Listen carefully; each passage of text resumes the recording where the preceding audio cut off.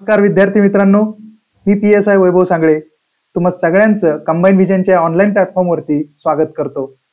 मित्रांनो, आता हे तुम्ही बॅकग्राऊंडचं आपलं जे बघून हे जे बघताय त्याच्यावरून तुम्हाला समजलंच असेल की नेमकं मला बोलायचं कशावरती आहे. तर आता कालच्या लेक्चरमध्ये आपण बघितलं की फास्ट ट्रॅक जी रिव्हिजन बॅच आहे आपली, तर त्याचं ओरिएंटेशन लेक्चर आम्ही तुम्हाला देणार होतो. ओरिएंटेशन लेक्चर म्हणजे काय की नेमकी ही बॅच रन कशी होणार आहे, नेमकी तुमच्या रिव्हिजन कशा करून घेतल्या जाणार आहे आणि रिव्हिजन झाल्यानंतर आपला काय प्लॅन असणार आहे. अगदी पेपरच्या दिवसापर्यंत तुम्हाला प्लॅनिंग दिला जाईल. फक्त गोष्टी वेळेवर करायच्या आणि व्यवस्थित फॉलो करायच्या. निकाल येत नाही, 1-2 मार्कांनी आपलं राहून जातं सिलेक्शन, त्याच्यानंतर परीक्षा जवळ आली की भीती वाटायला लागते. आता आपल्यातले बरेच लोक आहे त्यांना आता भीती वाटत असेल की माझी रिव्हिजन होत नाहीये, आता मी काय केलं पाहिजे, किंवा वाचलेलं लक्षात राहत नाही, किंवा इतका सगळा डेटा आहे. मग हा काय होतंय, पॉलिटी वाचून झालं की गुगल विसरल्यासारखं होतंय. ते सायन्सचा तर कुठं ताळमेळच लागत नाही. मग नेमकं हे का होतं रे? कारण की आपण आवाजवी गोष्टी वाचत बसतो. शेवटच्या टप्प्यात काय वाचलं पाहिजे हेच मुलांना कळत नाही. आपली जी बॅच येणार आहे आपण याच्यामध्ये की शेवटच्या टप्प्यामध्ये काय वाचलं पाहिजे. तुम्हाला शिकवणारा प्रत्येक जो स्टाफ आहे, प्रत्येक जो शिक्षक आहे, तो त्याच्या विषयामध्ये एक्सपर्ट आहे. म्हणजे आपण पण विद्यार्थीच आहे, परंतु ज्या परीक्षेला मार्क्सवादी हे जे सगळे लोक तुम्हाला शिकवताय ना, ते मार्क्सवादी आहे. मार्क्सवादी म्हणजे कोणता? तो मार्क्स नाही आपला, आपले मार्क. ते मार्कासाठी लढणारे हे सगळे जे आहे हे शिक्षक वृंद आहे. बघा विषय काय आहे की नेमकी ही जी बॅच आहे कंबाईनची, ही जी फास्ट ट्रॅक आपली जी कंबाईन विजनची बॅच चालू होतीये, या बॅचचा अजून एक महत्व सांगतो. विद्यार्थ्यांचा इतका विश्वास आहे की आतापर्यंत एकही व्हिडिओ लेक्चर आपण रेकॉर्ड करून टाकलं नाही. फक्त कंबाईन विजनचं नाव आणि या स्टाफची जी हे जे प्रत्येक स्टाफ आहे यांनी केलेली आतापर्यंत त्यांनी केलेला जो संघर्ष, जसं की राज्यसेवेत कंबाईनच्या मेन्स, राज्यसेवेच्या मेन्स, याच्यावरती फक्त तुम्ही सगळ्यांनी भरभरून प्रतिसाद दिला या बॅचला. खरं बघायला गेलं तर आपला प्रत्येक स्टाफ त्याच्या विषयामध्ये एक्सपर्टच आहे. आता ते तुम्हाला कळेल. म्हणजे हे लेक्चर आपण त्यासाठीच घेतोय की नेमकं आमचं शिकवायचं जे आपण रोडमॅप आखलाय तो नेमकी कसा असणार आहे. आजच्या या लेक्चरमध्ये तुम्हाला पूर्ण डिटेल की नेमकी बाबा ही परीक्षा काय, ही या परीक्षेच्या शेवटच्या दिवसांची डिमांड काय. हे जे शेवटचे दिवस राहिले ना, आता 31 दिवस, इथंच तर खरा गेम पलटी होतोय. काही मुलं आता अभ्यासाला लागले असतील, पण ते मुलं कोणते? प्रत्येक वेळेस मेन्स देणारी मुलं ते आता अभ्यासाला लागणार. ते म्हणतात काय नाही रे, काय अवघड नाही, कशाला हे करतो, कशाला ते करतो. पण नाही, आपण या ठिकाणी तुम्हाला जर तुम्ही प्रत्येक विषयाची बॅच करायला गेला तर तुम्हाला 5,000 6,000 म्हणजे इंडिव्हिज्युअल विषयाची जरी बॅच करायला गेला तर इतकी फी आकारल्या जाते. तर कंबाईन विजनच्या टीमने ठरवलं की आपण अगदी माफक दरामध्ये 999 रुपये फी ठेवून विद्यार्थ्यांपर्यंत ही बॅच न्यायची आहे. आता ह्या ज्या फीचा जो फायदा आहे तो बऱ्याच विद्यार्थ्यांना झालाय, बऱ्याच जणांनी एनरोल केलंय. तर तुम्ही कोणी राहिला असेल तर नक्की या कोर्सचा फायदा घेऊ शकता. आता या कोर्समध्ये काय होणार आहे, कशा पद्धतीने गोष्टी रन होणार आहे हे कळल्यानंतर तुम्हाला समजेल की तुम्ही एकदम बरोबर ट्रॅकवरती आहे. सगळ्यात महत्वाची गोष्ट की आयोग पेपर काढतोय त्या पॅटर्न नुसार आपण शिकवणार आहे. दुसरी महत्वाची गोष्ट, जे टॉपर लोक आहे, जे त्या विषयाचे एक्सपर्ट लोक आहे, त्यांच्या तुम्हाला हँड रिटन नोट्स मिळणार आहे. म्हणजे ते आपण काही नवीन नाही तर तुमच्याच नोट्स सारख्या असणार आहे. त्याच्यात अजून एक गोष्ट तुम्हाला समजेल की नेमकं मी नोट्स कशा काढायला पाहिजे होत्या. ठीक आहे, म्हणजे त्या नोट्स प्लस त्याची तुम्हाला जागेवरती व्हिडिओ बघतानाही रिव्हिजन होणार आणि सगळ्यात महत्वाचं त्याच्यानंतरही तुम्हाला दिवस बाकी असणार. हे सगळे नियोजन आम्ही तुम्हाला ह्या व्हिडिओमधून देणार आहे. आता ह्या व्हिडिओमध्ये तुम्हाला पुढची जी दिशा देणार आहे ते आपले PSI तुषार ढगे सर, जे त्यांनी पूर्ण होलिस्टिक प्लॅनिंग त्या ठिकाणी आखलेलं आहे आणि ते तुम्हाला सांगतील. त्यांचं बोलून झालं की मी परत आपल्या विज्ञान विषयासाठी जिथं विद्यार्थ्यांना मार्क येत नाही त्याला मार्क मिळावा म्हणून, मी काय विज्ञानाचा तज्ज्ञ नाही, मी आताच सांगून देतो, परंतु विज्ञानाला कुठले प्रश्न येतात, काय वाचलं पाहिजे, याच्या सगळ्या गोष्टी आमच्या जवळ आहे. तर माझ्या आता सध्या PSI तुषार ढगे सर तुम्हाला जो रोड मॅप आहे टोटल या बॅचचा कसा असेल, तुम्ही काय केलं पाहिजे, तुमचं वेळापत्रक कसं असेल, त्यासाठी तुम्ही वही पेन घेऊन बसा, लिहून घ्या या सगळ्या गोष्टी. आता ते सगळं तुम्हाला त्या ठिकाणी डिस्कस करतील. आता तुम्हाला PSI तुषार ढगे सर गाईड करतील. ठीक आहे, धन्यवाद. मी शेवट परत येतो. नमस्कार, मी PSI तुषार ढगे. आत्ताच वैभव सरांनी आपल्याला लेक्चरमध्ये सांगितलं सुरुवातीला की बऱ्याच विद्यार्थ्यांचा अभ्यास आत्ता चालू झाला असेल. तर खरंच मी तशाच विद्यार्थ्यांपैकी एक होतो जो परीक्षा तोंडावर आल्यानंतर महिनाभर अभ्यास करायचो खरा. कारण इतर कुठल्या तरी मेन्समध्ये अडकलेलो असायचो, कुठली तरी प्रिलिम्स असायची, कधीच एक फोकस न केलं. ती माझी चूक होती समजा, नंतर कळलं मला. पण मला एक गोष्ट पक्की माहिती आहे की आपल्याकडं जेव्हा महिना असतो किंवा 25-26 दिवस असतात, त्या दिवसांमध्ये काय केलं पाहिजे. मी जेवढी माझी क्षमता असेल, जेवढी ताकद असेल ना अभ्यासाची, रिव्हिजनची, जे मी काही नोट्स केलेले असतील, जे काही मार्किंग केलेलं असेल, त्या सर्व याची तयारी या शेवटच्या दिवसांमध्ये करायचो आणि स्वतःला इतका झोकून द्यायचो की कदाचित त्यामुळे मला 7-8 महिने तयारी करत असलेली बरेचशी मुलं आहेत ज्यांचा अभ्यास पण खूप चांगला आहे, कदाचित माझ्याही पेक्षा चांगला असेल, पण त्यांच्यापेक्षाही जास्त मार्क, असे बम मार्क मिळायचे, खूप मार्क मिळायचे. म्हणजे कधी कट ऑफ 50 असायचा, माझे मार्क 60-65 तेव्हा असायचे आणि आत्ताच्या आता घडीला खूप जास्त लांब जातात. तर त्याच्या मागचं मेन रिझन काय आहे, तर हे शेवटचे महिनाभराचे दिवस. भरपूर मुलं अभ्यास करत असतात, बरेच दिवसापासून अभ्यास करत असतात, एनर्जी हळूहळू लो होत चाललेली असते. पण फक्त अभ्यासावर प्रिलिम काढू शकतो का रे, तर प्रश्नपत्रिका बघितल्यानंतर, परीक्षेहून आल्यानंतर त्याचं उत्तर नाही येतं. आपल्याला बऱ्याचशा गोष्टी पाठ कराव्या लागतात, बऱ्याचशा गोष्टी रिकॉल व्हायला लागतात. कारण फार कमी वेळामध्ये आपल्याला 100 प्रश्नांची जी काय आहे ती आकडेमोड बांधावी लागते. ते 100 प्रश्न जर सोडवायचे असतील तर जवळपास 40 प्रश्नांना आपल्याला असा बघितला प्रश्न की उत्तर आलं पाहिजे, अशा पद्धतीची आपली त्याची तयारी झाली पाहिजे. मी म्हणन आपण अभ्यासापेक्षा जी काही टेक्निक आहे ना शेवटच्या दिवसांमध्ये काय करायला पाहिजे, उरलेल्या दिवसांमध्ये कशा पद्धतीने आपण वर्कआउट करायला पाहिजे, त्याची मी तुम्हाला स्ट्रॅटेजी सांगणार आहे. आणि हा कंबाईन विजनच्या माध्यमातून मला हा योग आला, त्याचा मला अतिशय आनंद होतोय की मी ही गोष्ट कोणाला तरी सांगू शकतोय. कारण 2019 पासून जसा अभ्यास चालू केलाय मी, खाली माझी ओळख दिलेलीच आहे, मी स्पर्धा परीक्षेचा जो प्रवास आहे माझा, 18 पासून अभ्यास चालू केला, 19 पासून मी कधीच कंबाईनची प्रिलिम नापास नाही झालो. विशेष म्हणजे मी कंबाईनचा स्पेशली अभ्यास पण करत नव्हतो.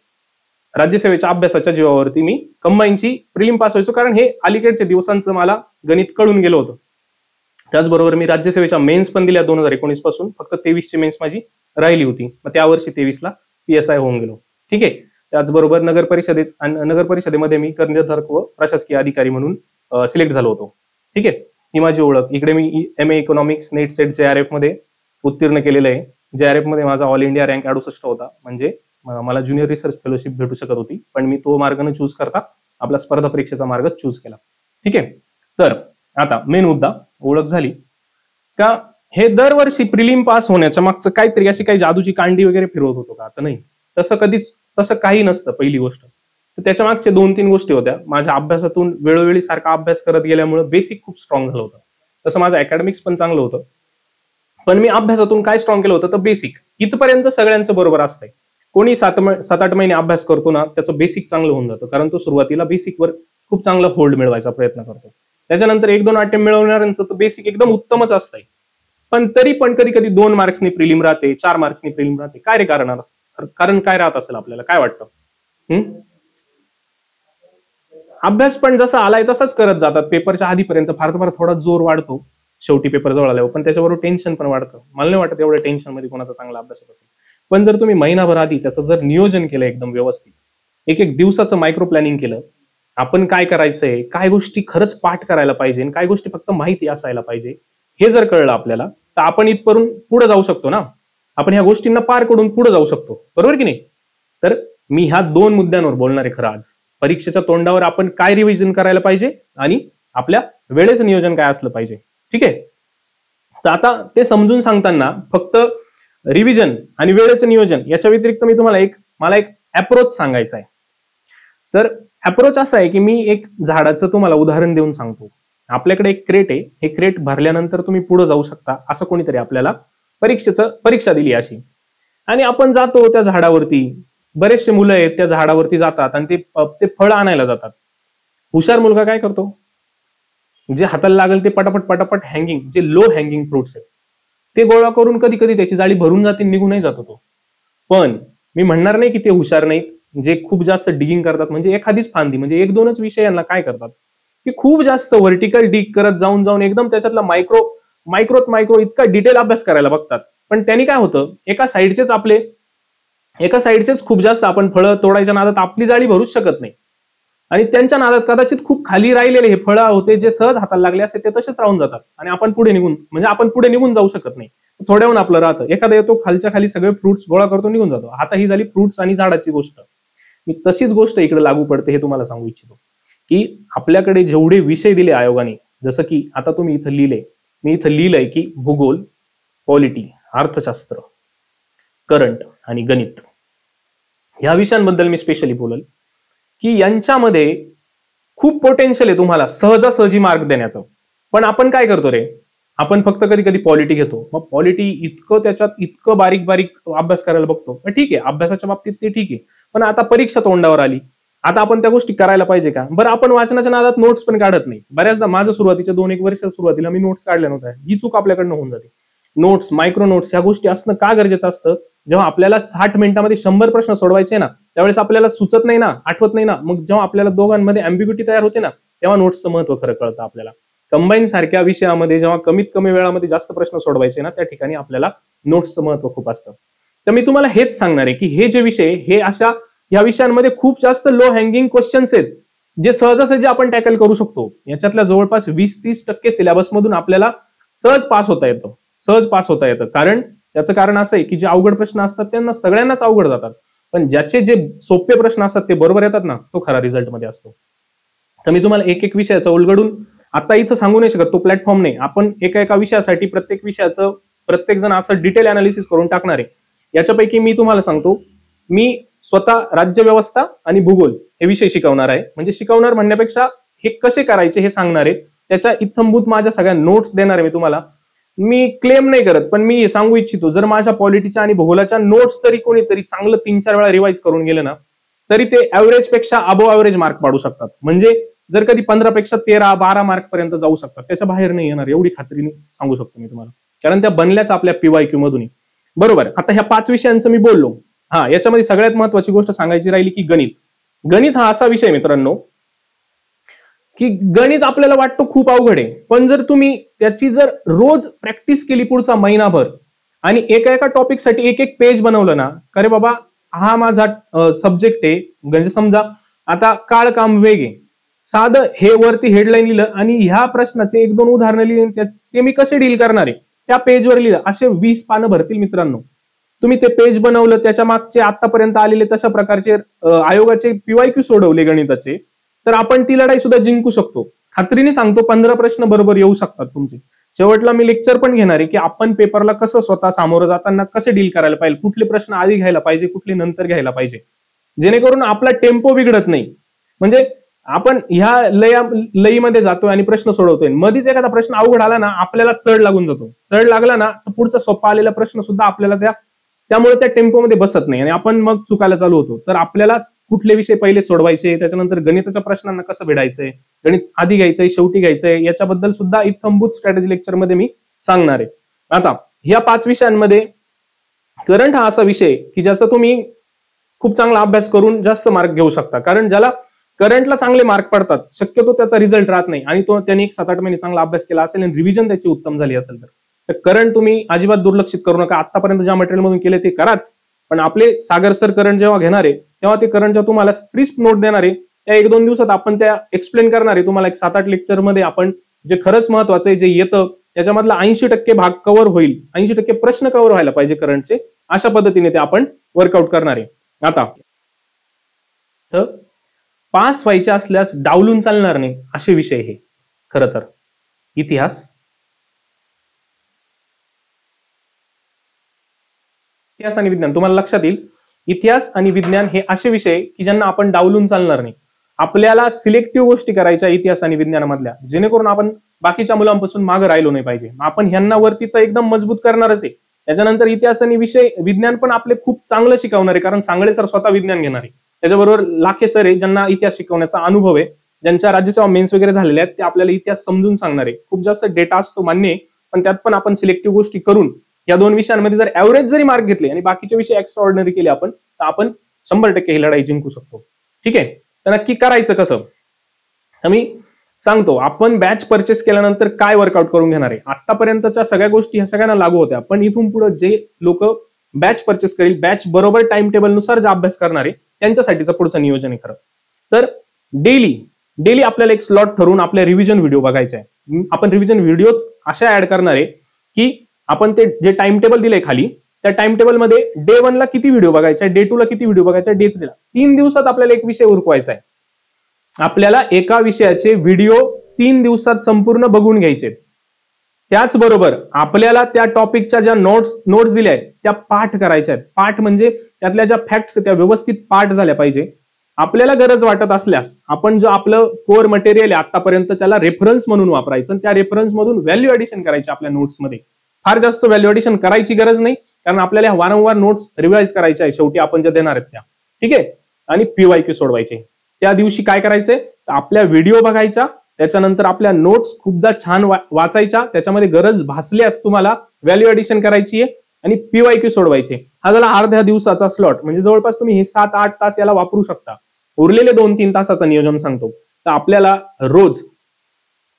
रोज 1 तासाचं साधारण 1 तासाचं करंट करायचंय.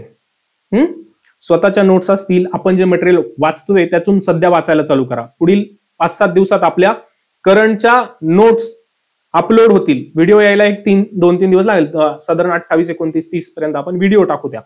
ठीक आहे. नंतर तुम्ही त्या व्हिडिओ पण बघू शकता. परंतु सध्या जे वाचताय ते मटेरियल तुम्ही चालू करायचं वाचायला 21 तारखेपासून. आपण नियोजन 21 तारखेपासून देतोय.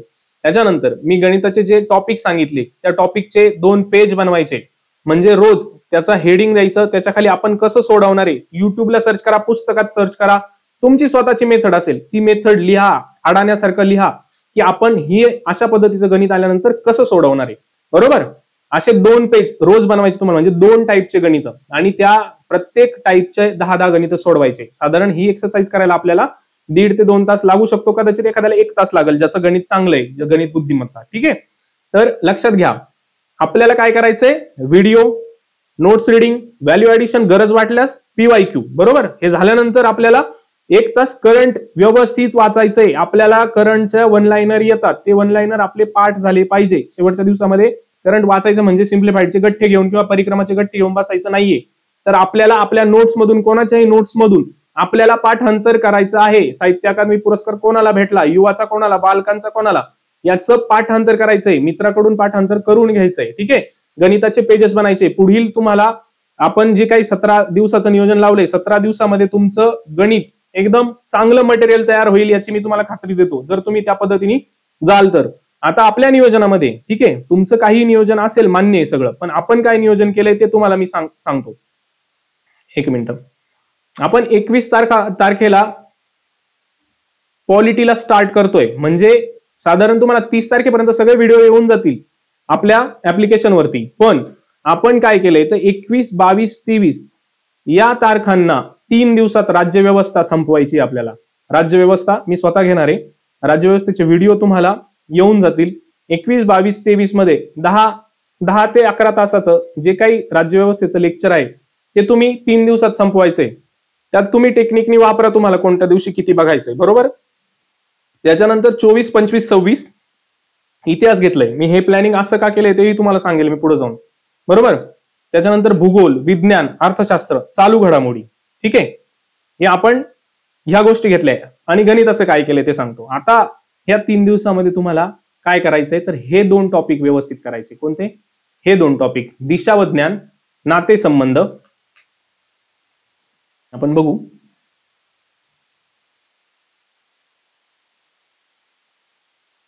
ज्ञान, नातेसंबंध. ठीक आहे. हे जे दिलंय याच्या समोर, हे 3 दिवसासाठी दिलंय आपण. बरोबर. त्याच्यानंतर इतिहासाच्या वेळी आपण हे करणार आहोत, भूगोलाच्या सेक्शनच्या वेळी हे करणार आहोत, विज्ञानाच्या सेक्शनच्या वेळी हे, अर्थशास्त्राच्या सेक्शनच्या वेळी आणि चालू घडामोडीच्या सेक्शनच्या वेळी हे करणार आहोत आपण. कमीत कमी आपल्याला गणिताची आणि बुद्धिमत्तेची तयारी करण्यासाठी एवढ्या टॉपिकच्या नोट्स, म्हणजे प्रत्येक टॉपिकवर 1 ते 2 पान आपलं तयार झालं पाहिजे. आणि याचे आतापर्यंत आलेले, गेल्या 3-4 वर्षात आलेले सगळे PYQ आपल्याला सोडवून काढायचे. ठीक आहे. काय चुकतंय, आपल्याला कुठं वेळ लागतोय, आणि याच्यात तुम्हाला कळायला चालू होईल की आपल्याला कोणते सोपे जात आहेत. मग मी तुम्हाला ते पेपरच्या स्ट्रॅटेजीच्या वेळी सांगेल की आपल्याला कोणते गणित पहिले सोडवायचे, कोणते नंतर सोडवायचे, जेणेकरून तुम्हाला 10 मिनिटांमध्ये 10 ते 12 गणित सुद्धा सुटू शकतात. मग आपण ते पूर्वी घ्यायचे, नंतर घ्यायचे ते ठरवू. बरोबर. आता मी तुम्हाला 7 तारखेपर्यंतचं नियोजन दिलं होतं तिथं. हे तुम्ही वरचं लेक्चर थांबवून हे वाटल्यास लिहून घेऊ शकता. हे नियोजन 7 तारखेपर्यंतचं आपण ह्या व्हिडिओ तुम्हाला बघायचा आहे. ठीक आहे. पण त्याच्यानंतर 8, 9, 10, 11 किती 8, 9, 10, 11 हे दिवस तुम्हाला तुमच्या स्वतःच्या रिव्हिजनसाठी वापरायचे. ठीक आहे. रिव्हिजन का? आता मी तुम्हाला सांगतो, आपण हे सगळं बघू, थोडी घाई होईल, कदाचित तुम्हाला काही एखादी गोष्ट राहून पण जाईल तुमच्याकडनं. त्यासाठी 8, 9, 10, 11 हे 4 दिवस मदत करतील. या 4 दिवसांमध्ये मी खात्री देतो की आपल्या नोट्स इतक्या क्रिस्प आहे की तुम्ही त्या 4 दिवसामध्ये मेजर, म्हणजे जसं काही परीक्षा आहे आता आपली 12, याला 0th अटेम्प्ट म्हणतात भरपूर ठिकाणी. युपीएससी एमपीएससीचे क्लासेस आहेत मोठे जिथं 0th अटेम्प्ट घेतला जातो. आपण 21 तारखेच्या ऐवजी त्याला उलट करूया, आपण 12 तारखेला आपला पेपर घेऊया. पेपर आम्ही सेट करणार सगळं, आम्ही जसे आयोग सेट करतो त्याप्रमाणे करण्याचा प्रयत्न करू. 12 तारखेला आपण टेस्ट घेऊ. पण ही टेस्ट कोणाला घाबरवण्यासाठी नाही. ही टेस्ट तुम्हाला तुम्ही केलेल्या गोष्टींचा जे काय असतो ना, थंब म्हणतो आपण त्याला, तो थंब मिळावा, तुम्हाला त्याची शाबासकी मिळावी. तुम्ही जर खूप प्रामाणिकपणे सगळं केलंय तर त्यातून तुम्हाला चांगलंच त्याच्यातून रिटर्न मिळेल याची मी तुम्हाला खात्री देतो. आता ही टेस्ट सिरीज झाल्यानंतर, कॉम्प्रिहेन्सिव्ह टेस्ट झाल्यानंतर एक आपण अनालिसिसचा व्हिडिओ टाकू, हे तुम्हाला प्रॉमिस करतो. ठीक आहे. इथं आपल्या बॅचचं काम संपलं. आता हे पुढचं नियोजन प्रत्येकाचं वेगळं असू शकतं, हे पण तुम्हाला सांगतो. पण मी केलेलं नियोजन असं असायचं की मी रिव्हर्स प्लॅनिंग करायचो. आपण भरपूर अधिकाऱ्यांचं पण बघतो. आता मी मागच्या वर्षी प्रमोद चौगुले सरांचं पण चॅनलवर बघितलं होतं की ते रिव्हर्स प्लॅनिंग करतात भरपूर. म्हणजे काय करतात की ज्या गोष्टी खूप जास्त व्हॅल्युएबल आहे मेन्सच्या वेळी करायच्या, आता सुरुवातीचा पेपर जर इतिहास भूगोलचा आहे म्हणजे GS1 आहे तर त्याच्या आधी इतिहास भूगोल, पण मी कंबाईनच्या वेळी काय करायचो तर जे खूप जास्त आउटपुट देणाऱ्या गोष्टींनी सुरुवातीला टाकायचं. आता शेवटचा दिवस तर आपण त्यात गणणार नाही, कारण शेवटच्या दिवसांमध्ये आपल्या नोट्स मधल्या फॅक्ट्स पाठ करायच्या, तुम्हाला त्यांच्यावरती लक्ष द्यायचंय, सगळ्या चाळून घ्यायच्या, सगळ्या मेजर जे लो हँगिंग फ्रुट्स आहेत ते आपल्याला सगळे गोळा करायचे 20 तारखेला. आणि त्याच्यापूर्वी राज्यव्यवस्था, भूगोल, अर्थशास्त्र हे असे विषय आहे की तुम्हाला चंकनी मार्क देणार. त्याबरोबर तुमची गणिताची तयारी झालेली आहे, चालू घडामोडी तुमचं रोज चालू आहे, तुम्ही अजिबात चालू घडामोडीला आपण खंड पाडणार नाही, त्या रोज करायच्या. उलट शेवटच्या पिरियडमध्ये तुम्ही तुमच्या फास्ट होत जातील, तरी पण भरपूर 1.5 तास द्यायला चालू करा. तुम्हाला वाटलं जास्त वेळ द्यायचा द्या. 16 तारखेला विज्ञान, त्याच्या आधी इतिहास. मला असं वाटतं विज्ञान इतिहासमध्ये अनप्रेडिक्टेबल गोष्टी कधी कधी येऊ शकतात, त्यामुळे आपण तिथं काय केलंय, काही गोष्टी की त्याचं आपण सिलेक्टिव्ह करणार आहे, तिथं आपण ऍव्हरेज मार्क घेण्याचा प्रयत्न करणार आहे. ठीक आहे. आपला अभ्यास असा आहे, कदाचित आपल्या नोट्स मधून तुम्हाला असं होऊन जाईल की आले सगळे नोट्स मधले आले, आपलं विज्ञान पण एकदम एक्स्ट्राऑर्डिनरी होऊन जाऊ शकतं. ठीक आहे. तर अशा पद्धतीचं आपलं सगळं नियोजन असणार आहे. याच्यामध्ये तुम्हाला काही डाऊट असल्यास तुम्ही आपल्या ग्रुपवरती मेसेज करू शकता. आणि ठीक आहे. आता हे झालं बॅचचं नियोजन. आज अजून काहीतरी विचार करून आलो होतो की थोडेसे PYQ बघावेत. पॉलिटिकल सायन्सचे PYQ एकच मिनिट. 2024चा आपला पेपर, याच्यामध्ये समजा आपण पॉलिटिकल सायन्सचे प्रश्न बघूया की काय असतं नक्की. मी जे लो हँगिंग फ्रुट्स म्हणतो ना, त्याचं मला तुम्हाला फक्त एकदा हे समजून सांगायचं आहे की काय असतं. आता पॉलिटिकल सायन्स इथून चालू होतोय आपला. ठीक आहे. प्रश्न पहिला आहे की राज्यघटनेच्या कोणत्या अनुसूचीमध्ये प्रत्येक घटक राज्य व केंद्रशासित प्रदेशासाठी राज्यसभेतल्या जागा वाटपाची तरतूद आहे. आता मित्रांनो, म्हणजे पहिली अनुसूचीवर हा प्रश्न आहे खरा. म्हणजे आपल्याला किती अनुसूच्या आहेत, त्या 10-12 अनुसूच्या आहेत. त्या अनुसूच्यांची आपण ट्रिक बनवलेली असते. आणि काय विचारलंय तर राज्यसभेतल्या जागा. ठीक आहे. त्याच्यानंतर आपल्याला कोणत्या घटना दुरुस्ती अन्वये ग्रामसभेला संविधानिक दर्जा प्राप्त झाला.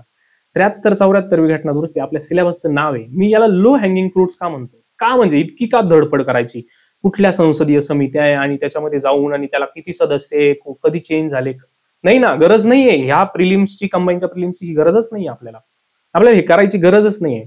आता थोडा अनालिटिकली आता दिसलंय आपल्याला, विधान दिसले की घाबरूनच जातो आपण. काही घाबरायची गरज नाहीये. आपल्याला जेवढं माहिती आहे ना, आपल्या नोट्समध्ये जेवढं शिकलो, जेवढं रिवाइज केलं, तेवढ्यावर जरी गेलो ना तरी प्रश्न सुटू शकतात. स्वातंत्र्यानंतरची तात्पुरती संसद ही एकसदनी होती, बरोबर आहे की नाही. त्यावेळी सुरुवातीला आपण तात्पुरती, मावळणकर त्याचे अध्यक्ष होते. त्यात डाऊट घेण्यासारखं काय, आपल्या विश्वास ठेवा अभ्यासावरती. राज्यसभा सदस्यांचा कार्यकाळ हा अमेरिकन सिनेटच्या सदस्यांप्रमाणे. तुम्ही अमेरिकेची सिनेट वाचली का रे? वाचली का? मग कशाला चुकवायचं तिथं? नाही चुकवायचं अशा ठिकाणी. ठीक आहे. त्याच्यानंतर खालचा प्रश्न बघा की कोणत्या अनुच्छेदामध्ये आपल्याला वरतीच विचारलं कोणत्या घटना दुरुस्तीने पंचायत राज ग्रामीण पंचायत राज आले, आणि इथं काय विचारतायत कोणत्या अनुच्छेदात पंचायत राजाशी संबंधित जिल्हा ग्राम मध्यस्तराची व्याख्या दिलेली. आता आपल्याला 73व्या घटना दुरुस्तीमध्ये कोणतं कलम आहे, 73-74 मध्ये एकच कलम आहे, तर तेवढं पण आपल्याला नोटिफाय होत नाही का, आणि हे वारंवार विचारताय. आपल्याला 73व्या-74व्या घटना दुरुस्तीमध्ये 243 कलम आहे आणि त्याचे सब टॉपिक आपण पाठ करणार आहोत, कारण ते जोड्या लावायला येतात, त्याची गरज आहे, ते करणार आहे. तर त्याचं आपल्याला फक्त त्यांनी मूळचं 243 विचारलंय. खाली दिले बघा 8व्या परिशिष्टामध्ये 22 भाषा नमूद केल्या आहेत का, आहेत ना. सुरुवातीला किती होत्या, 14 होत्या, नंतर कशा कशा वाढत गेल्या त्या 3 घटना दुरुस्त्या मेजर 21, 71, 92 आपण करणार आहेत, ते सगळं करणार आहे आपण, आणि कशा त्या 22 झाल्या हे पण करणार आहे. त्यापैकी कोकणी नेपाळी या भाषांचा समावेश 92 घटना दुरुस्ती 2003 नी टाकला. आता मी घटना दुरुस्तीचा तुम्हाला जिक्र केला, पण आपल्याला माहिती आहे लो हँगिंग फ्रूट आहे म्हणून आपण काही कशा बी ओरबडत उड्या मारायच्या नाही, व्यवस्थित वाचायचंय, व्यवस्थित वाचायचंय. आपल्याला 92व्या घटना दुरुस्तीमध्ये 3 नंबरच्या घटना दुरुस्तीने आपण MBDS नावाची ट्रिक केलेली आहे. त्याच्यात कोकणी नेपाळी येतच नाही, कारण त्याच्यामध्ये 71व्या घटना दुरुस्तीमध्ये कोकणी मणिपुरी आणि नेपाळी KMN आपण ती एक ट्रिक केलेली. या ट्रिक आपण सगळ्या तुम्हाला सांगणार आहे, ज्या आपण परीक्षेच्या आधी सगळ्या बनवून ठेवलेल्या पाठ केलेल्या आहेत. ठीक आहे, याच्यावरून याचं उत्तर येते. काळजीपूर्वक वाचायचंय, पेपर हा काळजीपूर्वक वाचायचा जेव्हा स्टेटमेंट मध्ये येतो, आणि जेव्हा वन लाईनर विचारले त्यावेळेस आपल्याला एक तर माहित असतं, एक तर माहित नसतं. रिव्हिजन चांगले असेल तर आपण बाकीच्या ऑप्शन वरून तुक्का पण लावू शकतो, ते पण आपण घेणार आहे. ग्रामपंचायतींचे संघटन हा विषय भारतीय राज्यघटनेचा. आता बघा बघा पंचायत राजचा 3रा प्रश्न आहे, पण प्रश्न काय लेवलचा आहे हा खूप लो हँगिंग फ्रूट आहे, म्हणजे याला अजिबात डिगिंगची गरज नाहीये आपल्याला ग्रामपंचायतीचे संघटन DPSP मध्ये कोणता कलम आहे हे कोणालाही माहिती आहे, सगळ्यांना माहिती आहे. आपण DPSP चे कलम पाठ करणार आहे, आपल्या यादीमध्ये कुठले कलम पाठ करायचे पॉलिटीच्या हे मी सांगितलेलं आहे, हे मी लिहिलेलं आहे नोट्समध्ये. आपण तेवढेच कलम करणार जेवढे नोट्समध्ये लिहिलेले आहे. ठीक आहे, आता आपण पुढच्या विषयाकडे जाऊ, 58 नंबरचा, की भारतीय संविधानात खालील अनुच्छेदानुसार निर्वाचन आयोगाची तरतूद केली आहे. काय म्हणते, आपल्याला निवडणूक आयोगाच्या सदस्यांची पात्रता, त्याच्यानंतर सदस्यांची पदच्युती, त्यांना कोण नेमतं, ते कधी त्रिसदस्यीय झाले, कधी, याच्यात काही गरज आहे का करायची, मला सांगा. निवडणूक आयोग भाग कोणता आहे, कलम कोणता आहे, एवढं केलं व्यवस्थित. निवडणूक आयोगाच्या ज्या बेसिक गोष्टी आहेत, ज्या पाठ करायच्या गरज आहे त्या पाठ केला. पेजभर एका पेजमध्ये निवडणूक आयोगाचे निघतात ना, आपल्याला प्रिलिमला प्रश्न सुटतोच की, बरोबर की नाही, जाणार आहे. त्यामुळे आपण असंही थांबत नाही, ती स्ट्रॅटेजी मी तुम्हाला पुढे सांगतो. अशा पद्धतीने आपण प्रत्येक प्रश्नाचा ओव्हरव्ह्यू घेऊ शकतो आणि सांगू शकतो की हे कशा पद्धतीने आपण. आता मी तुम्हाला याच्यासाठी थोडक्यात नोट्स आणलेल्या आहे मी, की आपल्या नोट्स कशा स्वरूपात असलेल्या आहेत. मी माझ्या स्वतःच्या लिहिलेल्या नोट्स या, आणि म्हणजे आता ठीक आहे, काय काय कुठल्या चॅप्टरमध्ये कुठल्या गोष्टी गरजेच्या आहेत त्या लिहिलेल्या आहेत. तुम्हाला अशा स्वरूपात नोट्स मिळणार आहे, याच्यात तुम्ही प्रिंट काढून याच्यावरती अंडरलाईन हायलाईट करू शकता. त्याच्यात जे गरजेचं आहे तेच टाकले, पण जे टाकले ते सगळं करायचं, आपल्याला काहीच सोडायचं नाही. व्यवस्थित इतक्या रिव्हिजन करायच्या ह्या नोट्सच्या, की त्याच्यातून आत्ताच मी तुम्हाला सांगितलं होतं ग्रामपंचायती स्थापना पहिलीच लाईन बघा 40 नंबर. ठीक आहे, मूलभूत कर्तव्याचे काय रे विचारतात, कधी स्वर्णसिंह समितीने आलंय, कुठल्या समितीने आलंय, ते कुठल्या कलमात आहे, कुठल्या भागामध्ये, कुठलं कधी ऍड केलं, हे इतक्या गोष्टी, आणि हे सिरियल लावण्यासाठी विचारलं जातं. काय करायचं आपल्याला, हा घटना दुरुस्तीचा चॅप्टर. याच्यामध्ये तुम्हाला मी मगाशीच म्हटलो की आपल्याला काय विचारलं होतं, की 92 MDBS आपण केलं इथं, भाषेची तरतूद अजून KMN 71, आणि ह्या खूप सिलेक्टिव्ह आहे. तुम्ही जर बघायला गेला ना, की ह्या अजिबात खूप जास्त कलम नाही आहेत, किंवा ह्या घटना दुरुस्त्या मोजून 20 असतील, पण याच्यातून प्रश्न रिफ्लेक्ट होताना दिसतोय. तर मला तुम्हाला हे सांगायचंय, आमच्या या अनुभवाचा तुम्ही सगळेजण जास्तीत जास्त फायदा करून घ्या, आणि यश तुमचंच आहे. थँक्यू. ठीक आहे मित्रांनो, तुषार ढगे सर यांनी आता तुमच्यामध्ये बऱ्यापैकी ऊर्जा निर्मिती केली आहे. नेमकी कसं सगळा जो आपला ओव्हरऑल जो प्लॅन आहे तो तुम्हाला समजून सांगितला आहे.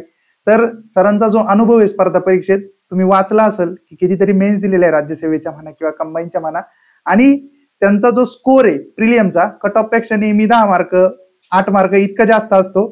तर तो तुम्हाला म्हणजे ह्या गोष्टीचा फायदा तुम्हाला व्हावा याच्यासाठी सर नक्कीच त्यांच्या पद्धतीने काय असेल ते सगळ्या गोष्टी तुम्हाला सांगितल्या, आणि वारंवार त्यांच्या लेक्चर मधून सुद्धा ह्या गोष्टी तुम्हाला समजणार आहे. आता मी सायन्स विषयाबद्दल 2024ला जे सायन्सचे प्रश्न आले होते त्या विषयाबद्दल थोडंसं आपण मायक्रो अनालिसिस करूया, आणि मी तुम्हाला सांगतो की आपण सायन्स मध्ये काय शिकणार आहे. सगळ्यात महत्वाची गोष्ट की नेहमी प्रश्न येतो प्लांट क्लासिफिकेशन वरती. Plant classification. आता या प्लांट क्लासिफिकेशन वरती ज्यावेळेस प्रश्न येतो तर मग आपण याला का अवॉइड केलं पाहिजे? ठीक आहे, ऑटो करेक्ट मुळे ते वरती गेलं बरं का. हा, प्लांट क्लासिफिकेशनला आपण का अवॉइड केलं पाहिजे? तर हा जो विषय याला कधीही अवॉइड करायचा नाही. आता इथं बघा तुम्ही, प्लांट क्लासिफिकेशन जर आपण व्यवस्थित केलं, मी जर तुम्हाला त्या टॉपिकच्या व्यवस्थित नोट्स दिल्या तर हा प्रश्न तुमचा कधीच चुकणार नाही. बघा इथं विचारलं होतं की शैवाल गट आणि त्याचे उदाहरण. तुम्ही जर बघितलं तर दोन गोष्टी पीवायक्यू होत्या, एक म्हणजे सॅरगॅसम आणि एक म्हणजे स्पायरोगायरा.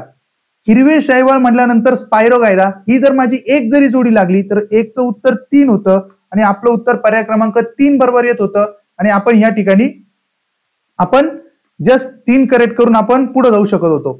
आता ही गोष्ट समजायला तुम्हाला म्हणजे एकच जोडी लावायची आणि मग पुढे निघून जायचं. जर दुसऱ्या जोड्या लागत नसेल तर याच्यासाठी तुम्हाला बरेचसे अटेम्प्ट वाया घालावे लागतात. आता इथं स्पायरोगायरा, हिरवे शैवाल हे फिक्स प्रत्येकाला माहित पाहिजे. तपकिरी शैवाल म्हणजे सॅरगॅसम हे सुद्धा तुम्हाला माहित पाहिजे, कारण की हे सगळे पीवायक्यू आहे आणि या पीवायक्यूच्या बेसिक वरती आपला प्रश्न सुटतोय. मग नोट्स मध्ये ऍड करताना आपण हिरव्या शैवाल त्याचे सगळे उदाहरण, तपकिरी शैवाल त्याचे सगळे उदाहरण, आणि प्रश्न येताना असाच येतोय, मला काय गरज आहे हिरवं शैवाल कुठं सापडतंय, काय सापडतंय, प्रश्न काय येतोय, शैवाल त्याचे उदाहरण, मग मी तुम्हाला तेच शिकवणार. ओके, तर ही आपली फास्ट ट्रॅक रिव्हिजन आहे. शेवटी काय केलं पाहिजे, शेवटी टॉपर मुलं हे करतात आणि याच्यामुळे ते लिस्ट मध्ये येतात, आपण बाहेर होतो. ओके, तर शेवटी या गोष्टींवरती आपण फोकस केला पाहिजे. आता इथं विचारलं खालीलपैकी कोणाला फळ पिकवणारे संप्रेरक म्हणतात. आता अख्ख्या जगाला याचं उत्तर माहित होतं की इथिलीनला म्हणतात, बरोबर. परंतु हा तुम्हाला माहिती का रे, हा पीवायक्यू आहे, हा जोड्या लावायमध्ये आलेला आहे. तर पुढच्या वेळेस आपण शिकवताना काय शिकवणार आहे तुम्हाला, की वनस्पती आणि त्याचे संप्रेरके, वनस्पती त्याचे संप्रेरक, आणि हे ऑलरेडी आम्ही करून ठेवलं होतं आमच्या नोटमध्ये, कारण की कधी ना कधी याच्यावरती प्रश्न फिक्स येणार होता. तर हे असतं की आपण म्हणतो ना की तुफान यायच्या आधी आपण ते आपल्याला कळलं पाहिजे की त्या गोष्टी काय, बरोबर. तर हे आपल्याला पीवायक्यू वरतून कळतं आणि खरंच तेच झालं. आयोगाने परत वनस्पतीच्या संप्रेरकावरती गटक मुख्य, जर तुम्हाला वाटत असेल तर तुम्ही पेपर उचकून बघा, गटक मुख्य 2024 पेपर बघा, याला प्रश्न विचारला वनस्पतीच्या संप्रेरकावरती. आणि का आपण संप्रेरक नको करायला, ऑक्सिन कशाला वापरतात, जिबरलिन काय आहे, सायटोकायनिन काय आहे, इथिलीन काय आहे, एबीए काय आहे, हे तुम्हाला माहित पाहिजे. मग या गोष्टीसाठी अप्रोच हा फार महत्वाचा आहे. आपण रिव्हिजन बॅच मध्ये तेच घेणार आहे, प्रॉपर नोट्स देणार आहे तुम्हाला की वनस्पतीचे संप्रेरक कोणकोणते, त्यांचे वापर काय, त्यांचे यूज काय, ओके, किंवा त्यांचं फंक्शन काय. आता पुढे बघा, इथं हा प्रश्न आला होता, एक आपण कीवर्ड देणार आहे तुम्हाला, जिथं तुम्हाला पक्सिनिया ग्रॅमिनिस हा शब्द येतो, याचा अर्थ काय होतो माहिती का, रस्ट म्हणजे तंबेरा असा त्याचा अर्थ होतो. तर इथे एक जरी जोडी लागत होती तुमची, 2चं 4 उत्तर आहे, तर इथे एकच पर्याय असा होता आणि तुमचं पर्याय क्रमांक 3 उत्तर येत होतं. हे मी काय बाहेरून प्रश्न काढले नाही, 2024चा पेपर आहे, तोच आपण 1 बाय 1 प्रश्न बघतोय. मी तुम्हाला 5-6 प्रश्न सांगतो आणि पोरं म्हणतात की सर सायन्स मध्ये निगेटिव्ह मार्क जातात. का रे बाबा तुझे निगेटिव्ह मार्क जातात, खरंच गरज आहे की इथं निगेटिव्ह मार्क जायची? एखादी गोष्ट जरी तुमची परफेक्ट असेल तरी तुम्हाला या ठिकाणी सेकंड थॉट घ्यायची सुद्धा गरज नाहीये, बरोबर. आता मग शिकवणार काय रे आम्ही तुम्हाला, 3 प्रश्न आपण बघितले, वनस्पतीवरती झाले, पहिलं तर वनस्पती क्लासिफिकेशन वरती आले, त्यानंतर वनस्पतीच्या संप्रेरकावर आले, आता वनस्पतीच्या रोगावरती आले. मग आपण ही सुद्धा गोष्ट तुम्हाला शिकवणार. मग वनस्पती ज्यावेळेस शिकवणार त्यावेळेस या गोष्टी शिकवणार, प्राणी ज्यावेळेस शिकवणार त्यावेळेस प्राण्यांचे रोग पण शिकवणार, प्राण्यांमध्ये कुठल्या कुठल्या गोष्टी असतात ते पण शिकवणार, त्याचं क्लासिफिकेशन पण शिकवणार. ओके, तर ही जी शिकवण्याची मेथड आहे ही पीवायक्यू ला बघूनच येते. मग आपण ज्यावेळेस आपल्या नोट्स, सायन्सच्या नोट्स मध्ये आपण काय करणार, तर बाबा वनस्पती, त्याच्यावर पडणारे रोग, म्हणजे हे फक्त मी उदाहरण देतोय, हे फक्त मी उदाहरण देतोय का पुढच्या वेळेस ज्यावेळेस आता जो आपल्याला प्रश्न येतील तर ते प्रश्न आपले चुकता कामा नये. आणि याच्यावरती फिक्स 21 डिसेंबरला प्रश्न असणारे, याबाबत दुमत नाही. चला पुढे बघा. हा, इथं विचारलं होतं की खालीलपैकी कोणती लस त्वचेच्या थरामध्ये देण्यात येते. आता काही लसी अशा असतात. मग आता बघा, लस म्हटलं की आपण म्हणजे ज्यावेळेस आरोग्यशास्त्र शिकतो त्याच्यामध्ये या सगळ्या गोष्टी आपण शिकणार आहे की कुठली लस काय काम करते, कोणी फाउंड केली आणि त्या लसीचं नेमकी कुठं दिली जाते, की बाबा म्हणजे काही लस कशा असतात, इंट्राव्हेनल असतात, काही ज्या लस असतात त्या डर्मली म्हणजे त्वचामध्ये दिल्या जातात आणि काही मसलमध्ये दिल्या जातात. तर आपण ते सुद्धा एकदम डिटेलमध्ये बघणार आहे. ओके, तर इथं तुम्ही जर बघितलं तर बीसीजीची जी लस आहे ती त्वचेच्या थरामध्ये दिली जाते. आता हे तुम्ही कसं करू शकला असतं रे? बघा, लहान पोरगा असतं त्याला बीसीजीची लस दिली जाते, बरोबर? मग त्या लहान पोराच्या आत डायरेक्ट आरपार घालणार आहे का तुम्ही मसलमध्ये? तर नाही, वरच्या वर त्वचेत द्यावं लागणार ना, त्याला बाळ आहे ना छोटस, त्वचेत देऊन सुद्धा ते रडतंय. मग इतकं जरी तुम्ही कॉमन सेन्स लावला असता तरी तुम्हाला त्या ठिकाणी उत्तर बरोबर आलं असतं. मोठं झाल्यावर तुम्हाला माहिती आहे आपल्याला कसं लसी द्यायचा. चला पुढं. आता हा कॉमन सेन्सचा प्रश्न होता बायोमेडिकल वेजचा. तो तुमचं जर पर्यावरण चांगलं असेल तर तुम्हाला त्या ठिकाणी तो प्रश्न सुटू शकत होता. आता इथं आहारातील प्रथिनाची कमतरता कोणत्या आजारास कारणीभूत ठरते? प्रोटीन जर कमी झालं तर कोणता आजार होता असं तिथं दिलंय. मला एक सांगा, मधुमेह कसं काय होईल रे या ठिकाणी? मधुमेह, एक मिनिट.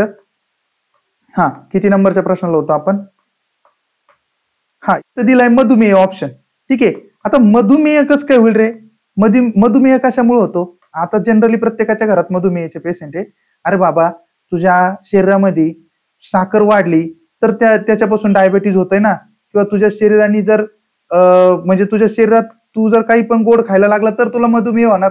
इथं दिलंय वातरोग. वातरोग कधी होतो रे? याचा आणि याचा काही संबंध आहे का? तर नाही. इथं आपलं उत्तर होतं क्वाशिओरकोर.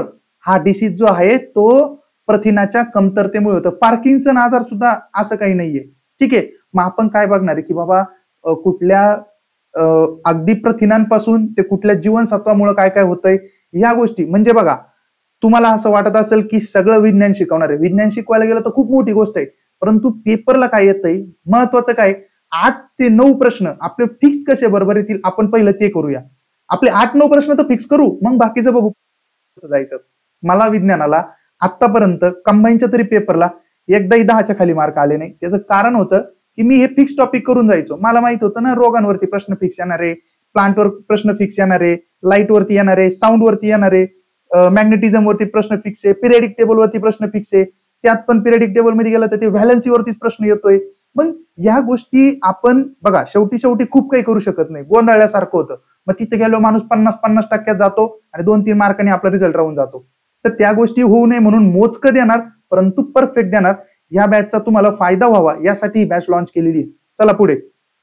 आता इथे विचारलंय सस्तन प्राण्यांची लक्षणं. आता मला सांगा, अंगावर केस असतात, तुम्ही स्वतः सस्तन प्राणी, तुमच्या अंगावर केस आहे का? आहे ना.